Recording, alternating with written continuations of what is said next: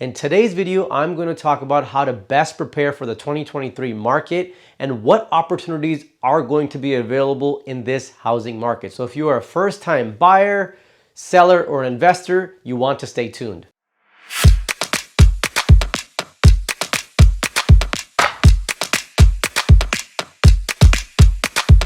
A lot of you have been commenting on my video asking about what actions you should take in the 2023 housing market. So before I start to discuss about the opportunities in this upcoming market, I want to talk about 3 high-level tips that all of you must focus on in today's market, in today's economic climate, where inflation is high and your purchasing power has gone down. So let's get started. Number 1, you don't want to play the zero-sum game. The zero-sum game is a game theory that says that the house wins. And for that, I'm going to talk about this simple equation, which seems very simple, but it's very important to understand. And I didn't invent this equation. A lot of folks talk about it. Warren Buffett talks about it. Jaspreet Singh from the Minority Mindset talks about it. Follow him. He does some great work. So I want to go ahead and dive a little deeper and talk about this because it applies to all of us. As all of us work, this equation is very simple. You have income minus expenses on the left side, which equal to savings and investments. So right now we know that inflation is somewhere around 7%. It was 9% in the mid-months of this year. And what that's doing is it's chipping away in your buying power. Everything has gotten very expensive and your dollar now is worth less. So it's very, very important that we understand this simple equation. So all of us get income. May that be, most people in America have W-2 jobs, some are on 1099, and a lot of people own businesses. So that is how your income comes, your household income, or maybe you're a single person or you're the only person in your household. So for your case, there's only one income coming in. So you have income on this side and then minus expenses. All of your expenses equals to savings and investments. So now if your income is equal to your expenses, you have nothing going on this side. Or if your expenses is more than your income, now you have a negative number going out on this side. And in both cases, you have nothing going into savings and nothing going into investments. And in this year, it's important than ever that you have money going into your savings and a decent amount of money going into investments. And a good way to go about that is per paycheck, because it's hard to do it maybe quarterly or monthly. I would suggest that you put a certain amount away in savings and in investments. I'm going to get into the investment portion in a second, but it's more important than ever. A lot of you are probably wondering, well, I just have too many expenses and there's no way for me to have savings or investments. That's why I want you to really focus this year on lowering down your expenses. The average household in the US has about $6,200 to $7,000 in credit card debt. Now imagine if you didn't have that credit card debt and expenses and all that money was being applied to an investment that was giving you 10% year over year or month over month interest coming back to you. And imagine what that's going to do in a 30, 40 year spectrum. You're looking at millions of dollars.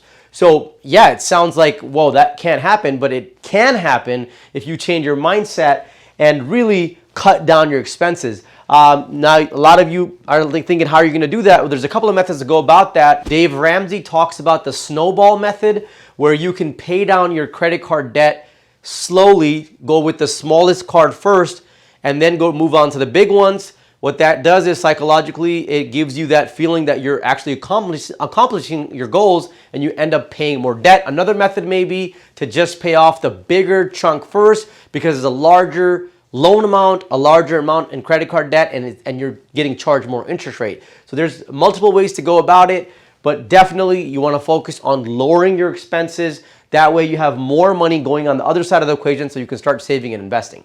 Number 2, this is something that I struggle with and I'm working on this year. It's one of my New Year resolutions is in today's time, we're drowning for information and we're really starving for wisdom.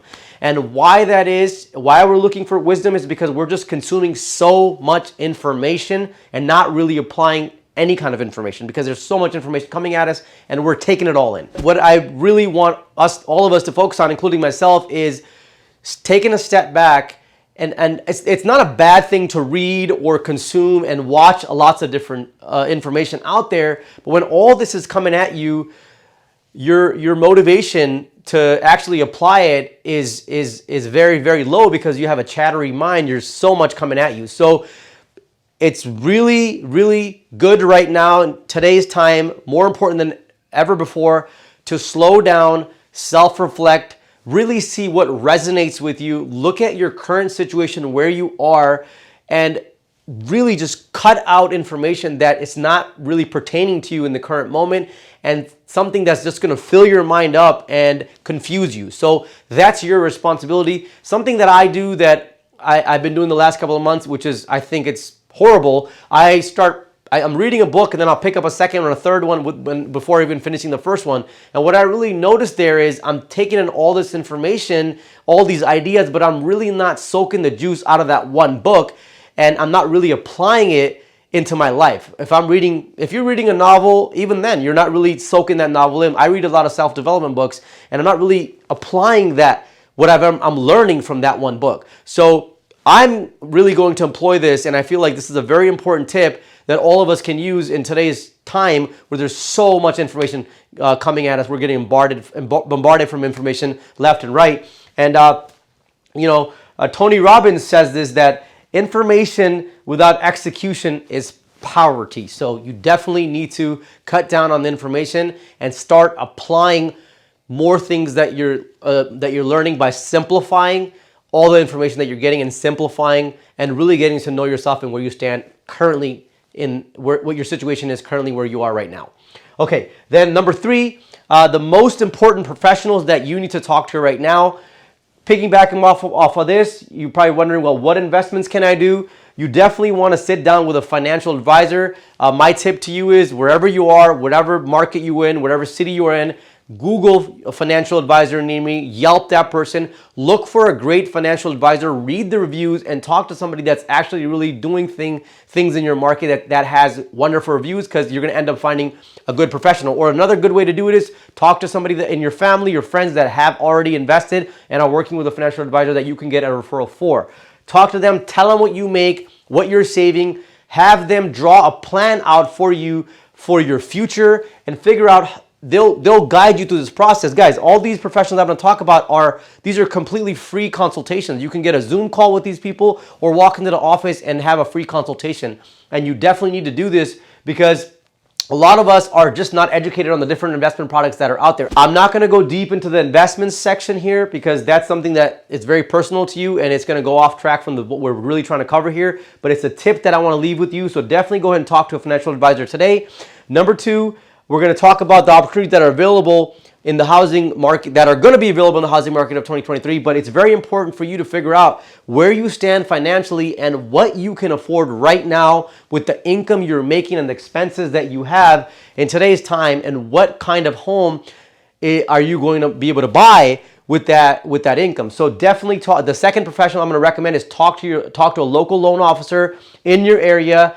Again, do your due diligence, look for the reviews and see who's a good person in your area, and figure out what that mortgage payment looks like and what it's going to buy you. It's very, very important you do that, because then you set yourself up for success because you know your numbers. I would also highly urge to talk to or get connected with a local professional, local real estate agent that is making moves in your market, because when that deal comes up and you're locked and loaded, they're going to contact you and they're going to be looking for a deal out for you. And all of this stuff is completely free. So definitely talk to a professional. Thank you for stopping by and having confidence in my content. If you are getting real value out of this video, please subscribe to my channel, like, and leave me a comment because I love to hear from you. Thank you for watching.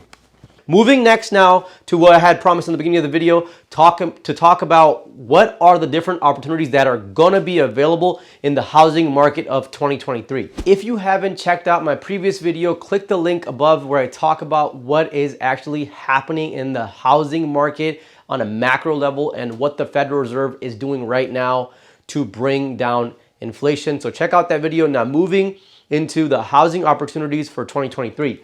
So number 1, you are probably already have noticed this year, that the buyer demand is just very low and there's less activity, there's less homes available in your local market. And that trend is going to continue in 2023 because Plain out simple, the interest rates are in the low sixes. In some cases, they might even be in the low fives or mid fives, depending on what type of home you're buying.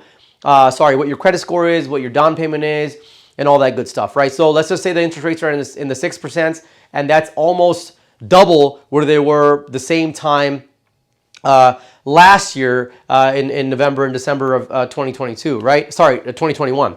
So home buyers are just priced out of the market. And a lot of buyers are not entering into the market just because of fear of volatility in the market, just thinking that if they buy a house, home prices may drop. So you're going to have less buyer demand in the market. This trend is going to continue. So if the numbers work for you, like I had mentioned to you earlier, and the numbers work well for you, where the numbers are either the payment is just exactly where the rents are, or in some cases the payment is lower than rent in your market, then you're going to have a big opportunity to take advantage of, because there's just less buyers in the market. You're going to be able to find a deal quicker. And in some cases, depending on what market you're in, you may also be able to negotiate and maybe get a price drop or negotiate below the asking price. Okay. Number two, there is about 6 months of inventory on new homes that are being built. A lot of this is caused by the supply-demand distortion that we've seen in the last couple of years,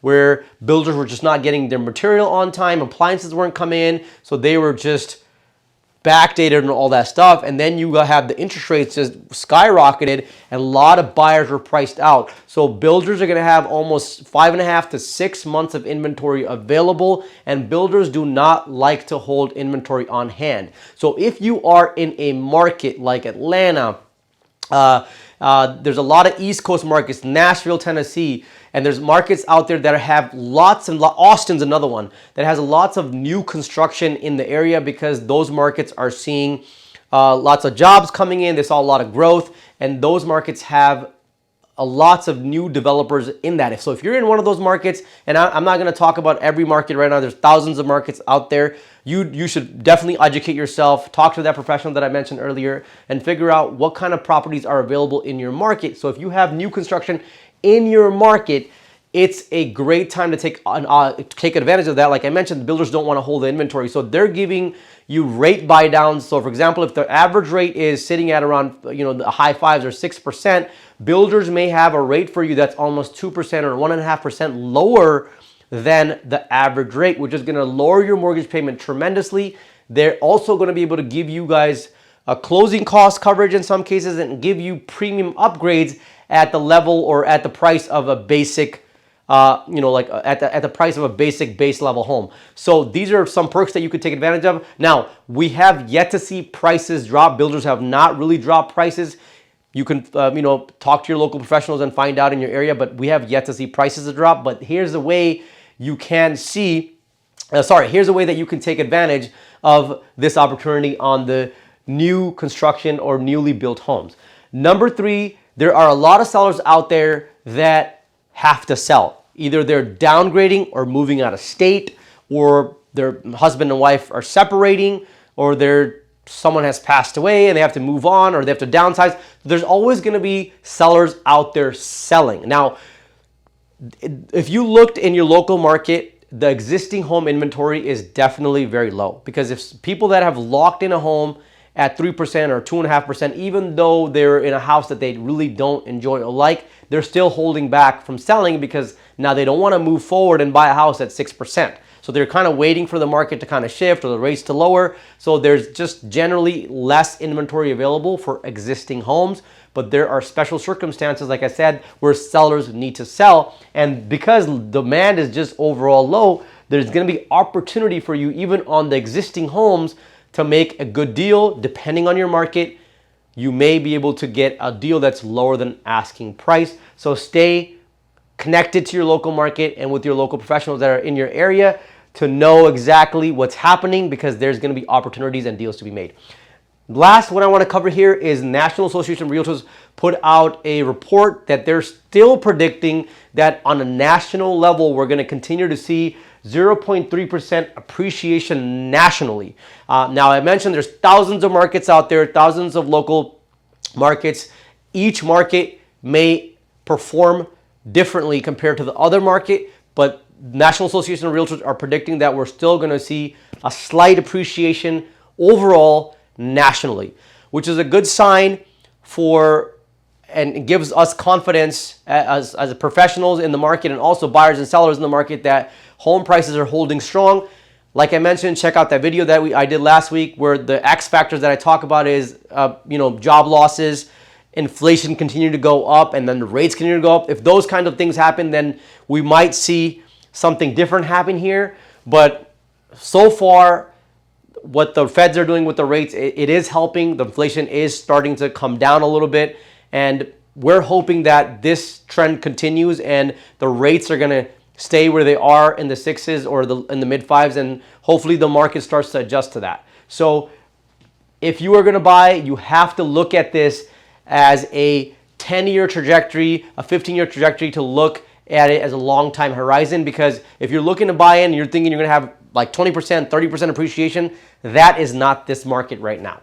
So expect to see low activity in the overall housing market because folks just don't have that much cash in their pockets, and also because the rates are very high. So you want to stay patient, watch the market very closely, do all this stuff, stay connected to the local market with the professionals, and be ready to pull the trigger because there will be deals to be made. That's all I have for today. Until next time, this is Karan Singh.